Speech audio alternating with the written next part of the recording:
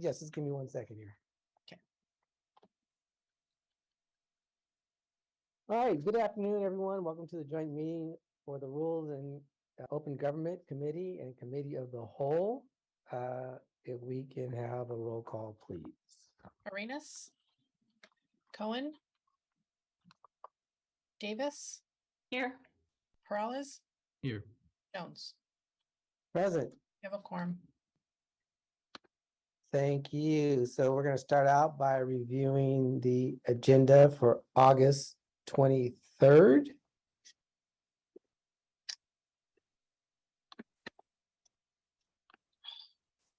And we're going to start off on pages 4 and 5.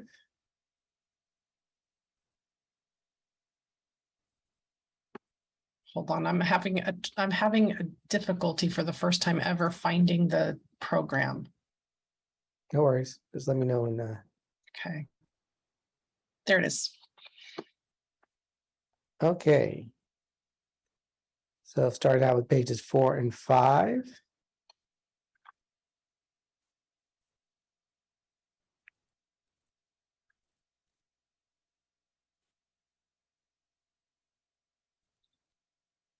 Six and 7.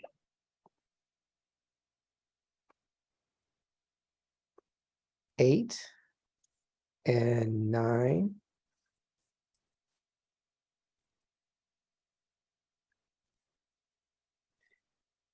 10 and 11.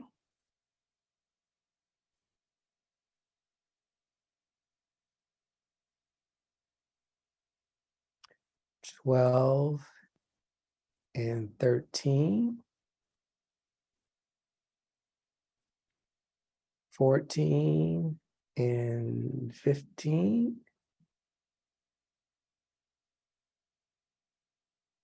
16 and 17.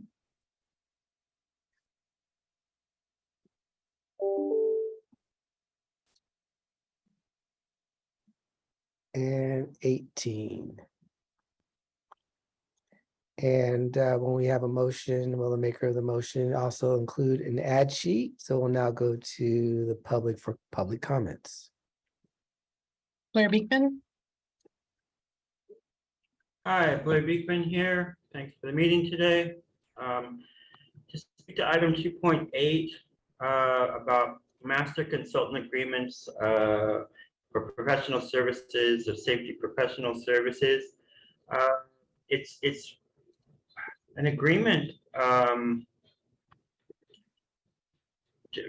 for a total amount of over $540,000 for adjustments made to add additional $200,000 to its normal work.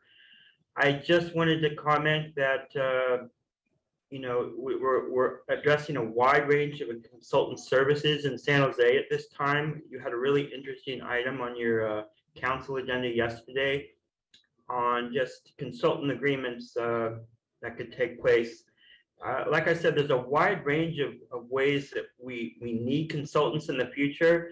At the Monday study session on gun violence, there was consultant use on how to talk about gun violence and or gun prevention techniques, health and human services techniques that will be involved, and how consultants can help streamline that process and make it and direct it well and bring good direction to it. So just an overall good luck how we are addressing the future of the consultant issue. I thought it brought up really interesting points yesterday. Do we want to create a consultant industry in San Jose? It has benefits, I think. I think anything to benefit the future of full community participation is important. And it's just a matter, do we want to do that as local government itself, or can a consulting service help make adjustments for that? And can we make corrections along the way in learning that sort of process? So I think those are some ways to think about it. And I was really impressed with the item yesterday, and good luck with the consultant service issues. Thank you. Paul Soto,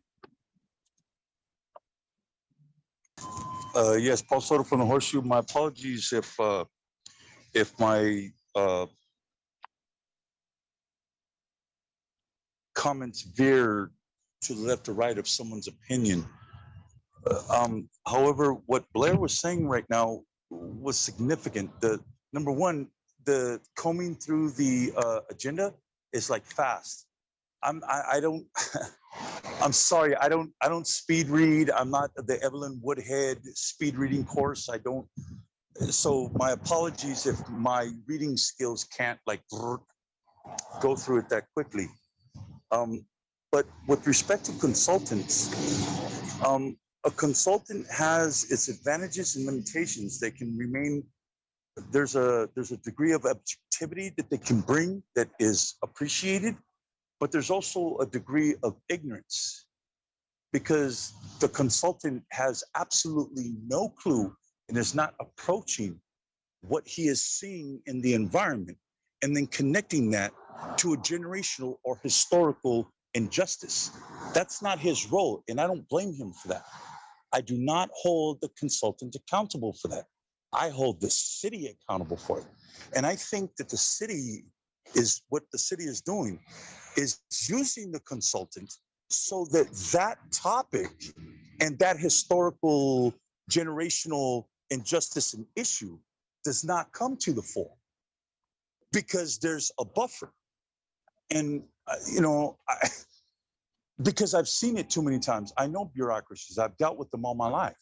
And what bureaucracies do is they put a point man there to vacillate between the bureaucracy and the people that are most affected by the policy. Back to the committee, sorry. All right, we knew what you meant, Tony. So before I bring it back to my colleagues, Lee, I got to ask you my load balancing question. So has this agenda been reviewed and scrubbed to make sure that we have load balancing? Yes, it has, Vice Mayor. Thank you, Lee. All right, I want to entertain a motion. Move approval Motion of to the. approve. Go ahead, Second. Councilmember Rennes. Oh, I think, I already seconded. Okay, yeah, well, she seconded your motion with the ad sheet. with the ad sheet. So we have a motion and a second. Begin again. And Councilmember Perales, go ahead. Yeah, in regards to your load balancing, it actually looks like this agenda is extremely light. And we have an evening session set to start at 6. My guess is we won't make it to 6 or even close to that. Are these particular land use items something that have to be heard at 6 or after 6, or is there something there that can be heard sooner? I know it looks like the consent items for the land use are going to be heard during the day. Is that correct? That is correct. So I'm looking at it now. Believe all land use items will be heard in the afternoon. They've been renoticed, except for the ones that were dropped. Okay, so then I did not read that correctly then. So then good. So because what I saw, I guess let me just go back to peek again to make sure. Yeah, we've tried to leave the evening session alone for the study session. I will say even with hearing land use during the day, the council has a very good chance of having a recess between the afternoon session and 6 o'clock. Okay. Great, thank you. Thank you. No other comments. We have a motion and a second. Tony? Arenas, Yes. Cohen, Aye. Davis, Yes. Perales, Yes. Jones. Aye. Thank you. Okay, on to the agenda for August 30th. And like always, we're going to start out on pages 4 and 5.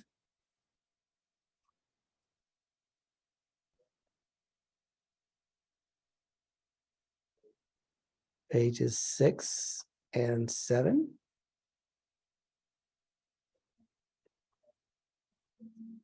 pages 8 and 9.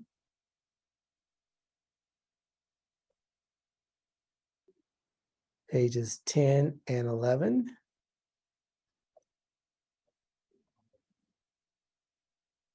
Pages 12 and 13.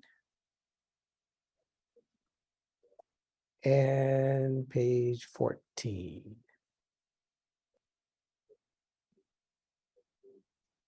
And we will now go to the public for public comments.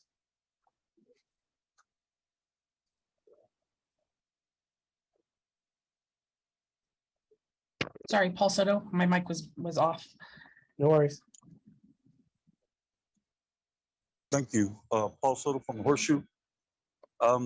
With respect to police auditor issues and police investigations within the department, those are two separate issues. And what the mayor has consistently done is put two seemingly associated issues together to deprive the public of separate public comment.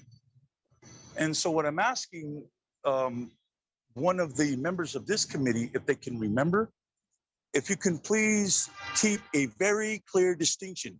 And here's why. The police auditor's office was created in order to create an independent auditor outside of the bureaucracy of the city. Those are separate issues. Those are separate issues. So the police department comes in, they can give their audit. I welcome it. I welcome the police department's internal affairs come in and tell me what's going on in their department in investigating dirty cops. That's fine. But the police independent auditor is the representative of the people.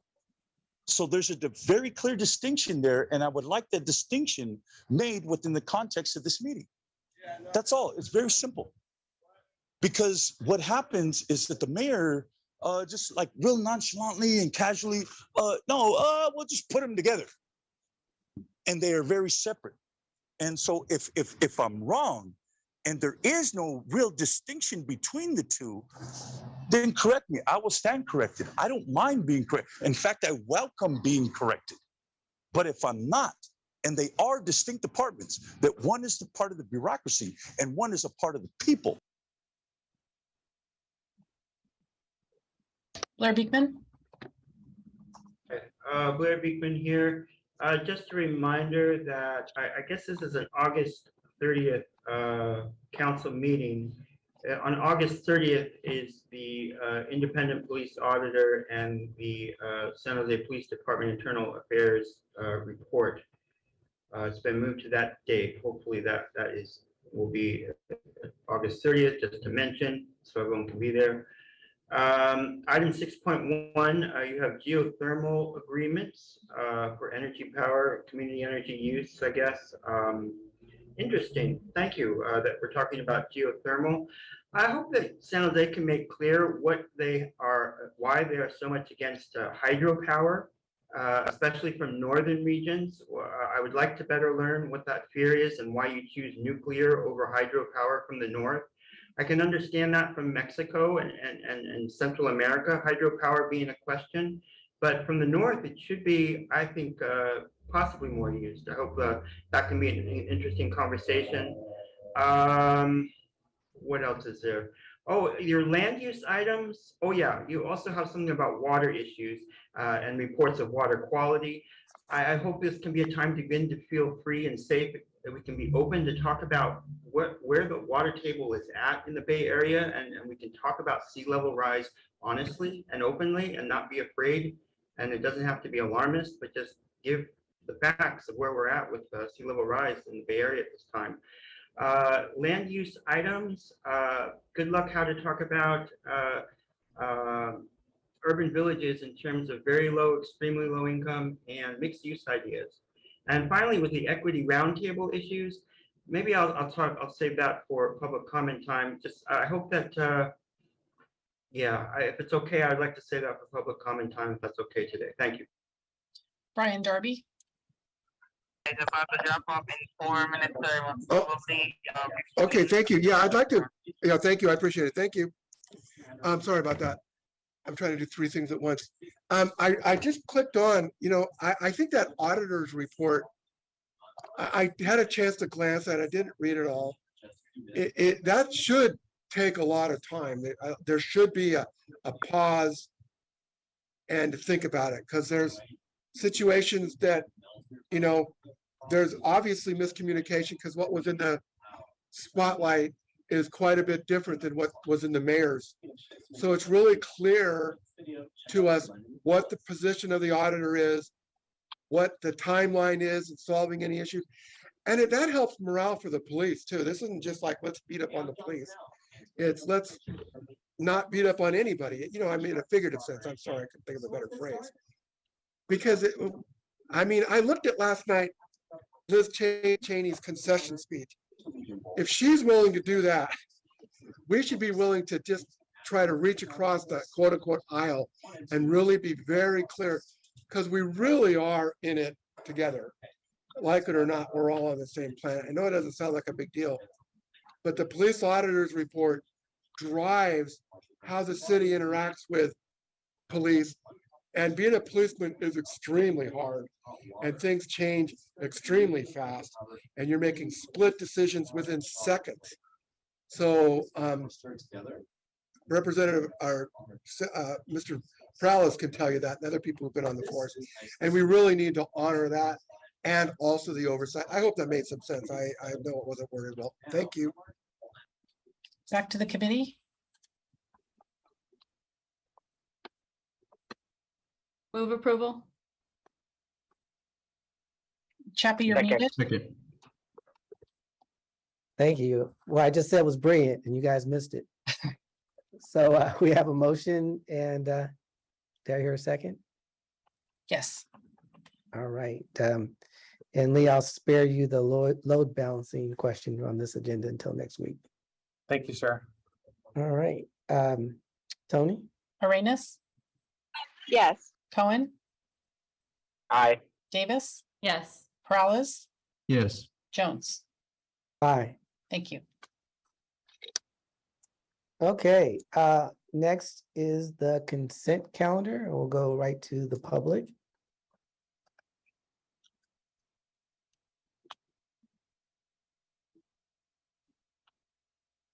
For public comment. I did it with I have an external microphone. I keep forgetting to hit the button. Blair Beekman. Hi, thank you. To speak on the approval of Ukrainian Independence Day flag raising ceremony, I think to begin, just a thank you so much to the words of what Brian Darby just offered. How do we find a middle at this time in this country? Where is the middle, and what can be our agreements together that we work towards and agree upon and heal, the past presidential administration and move forward together. I'm interested in ways of doing that. And so thanks a lot for Brian Darby's words. It's with that said, how can we really address how to heal the situation in the Ukraine area? I've been trying to say weekly now that, all sides I feel can really work towards agreements of peace. And there's openings to really do that at this time. That I hope all sides want to take advantage of this time and not head into the fall and winter where life will get cold, our decision-making will get colder, and things in this country, opportunities and ideas just simply won't happen because we're so focused on coldness and shrillness of war and its violence, instead of working out our differences at the peace table. I mean, there's so many options available of Ukraine working with Europe again, possibly Russia giving up parts of Georgia, I've heard in the past. There's a whole negotiation process that can allow choices. And that's where bravado and grit need to take place instead of on the battlefield. So really good luck to ideas of peace for all of us to work in that area and to bring in the ideas of community. The future of communities in the Ukraine need to rely on our racial equity ideas a lot, I think. How do we bring those sort of good things in? Thanks. Paul Soto, Yes, Paul Soto from the Horseshoe. I think we've lost kind of sight, and I'm speaking on the consent calendar item with respect to arrestees and the city's policy on that, is that you don't have any kind of racial equity analysis on the racial disparities in the types of abuses that have happened in the court system. No one here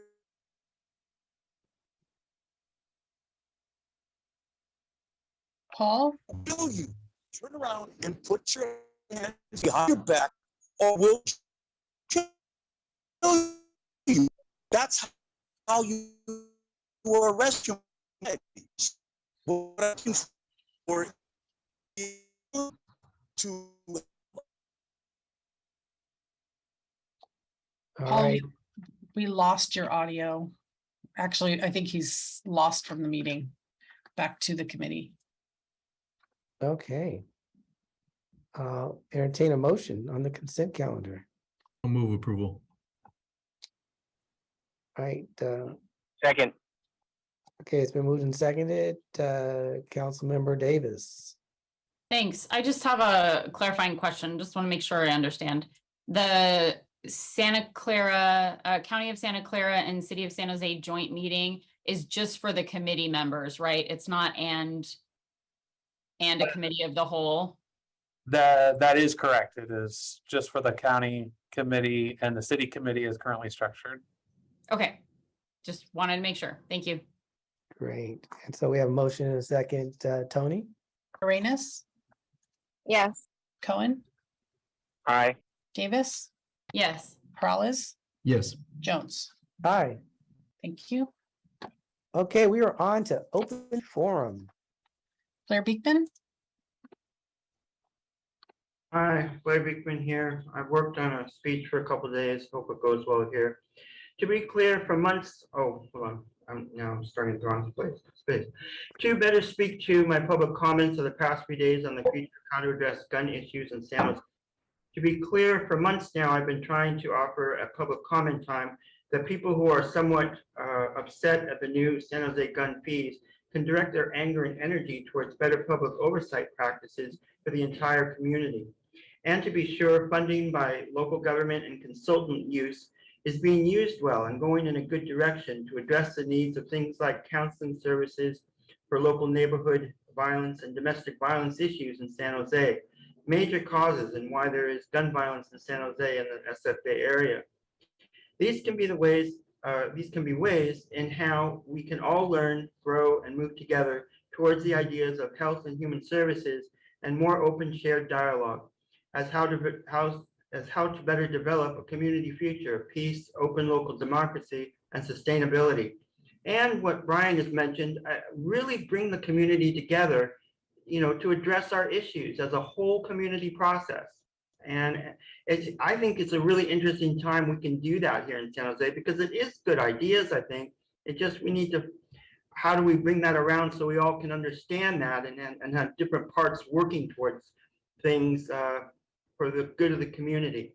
So good luck in these efforts. And I wanted to quickly offer about the equity roundtable issues. We really made an effort for the future of the commission process to have, homeless representatives and mobility representatives on the committees, on the commission. And I just hope that can be respected. Now, maybe we can start working towards those ways now, and that can be clear for all of us as we wait for the equity roundtable and its good work it can do. Brian Darby. Thank you. It's sort of within the purview of the committee because we're all human. But I mentioned about Liz Cheney's speech. It seems like in this country, there's people who live on two different realities that can look at the election of 2020 and believe it was stolen.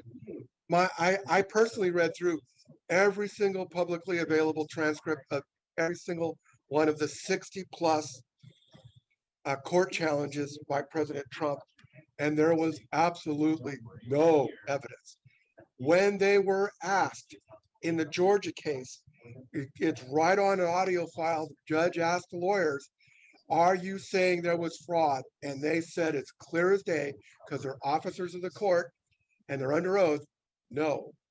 And that tore it for me. I spend a lot of my time online working with folks that are trapped in cults. There are people I know personally who I've talked with who think the earth is flat.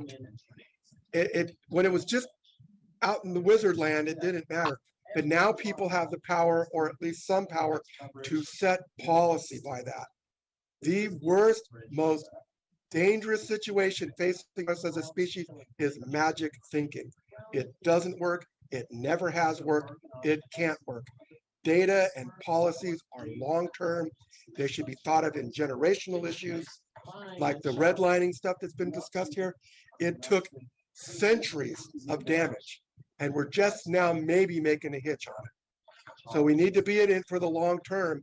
I know I am, until the Lord calls me out of this planet, to just try to make it a better place to live. Thank you. Paul Soto?